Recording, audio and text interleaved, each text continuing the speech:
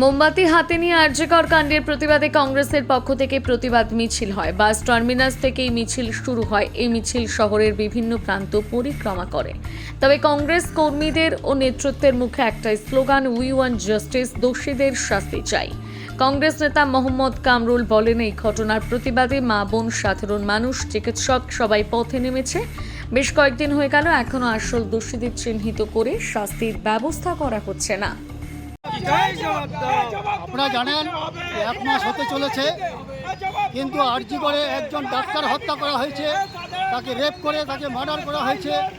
সেই দাবি নিয়ে গোটা রাজ্য, গোটা দেশ, গোটা ইসলামপুর, গোটা বাংলা আজকে রাস্তায় নেমে হয়েছে। মা বোন থেকে লেগে শুরু করে সমস্ত জনগণ, সমস্ত সাধারণ মানুষ, শিক্ষাজীবী, সাংবাদিক থেকে শুরু করে ডাক্তার, নার্স যত আছে সবাই তার প্রতিবাদে আন্দোলন করছে।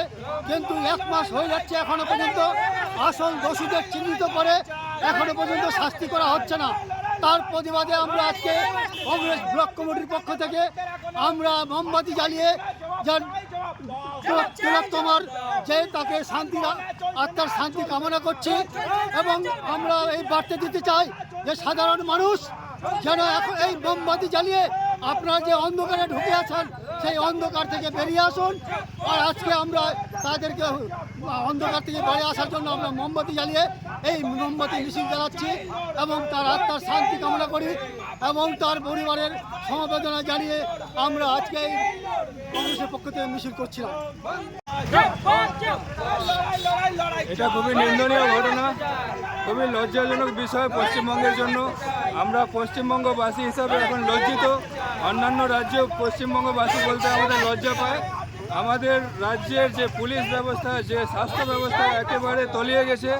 স্বাস্থ্যমন্ত্রী নিজেই, মমতা ব্যানার্জি পুলিশ মন্ত্রী, তিনি নিজেই, ওনার উচিত এখন মুখ্যমন্ত্রী থেকে ইস্তফা দেওয়া। কারণ এত বড় ঘটনা এখনও উনি চুপ আছেন।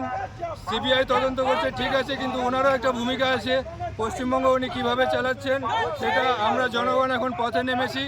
আমরা আমাদের আন্দোলন চালিয়ে যাব। আমরাও দেখব যে কিভাবে শাস্তি হচ্ছে না। প্রকৃত দোষীদের শাস্তি চাই, ফাঁসি দিতেই হবে। এবং যে প্রকৃত দোষী, সে যে দলের হোক, যার সঙ্গে জড়িত হোক, তাকে বের করে নিয়ে আসতে হবে খুব তাড়াতাড়ি এবং তাকে ফাঁসিতে ঝুলাতে হবে।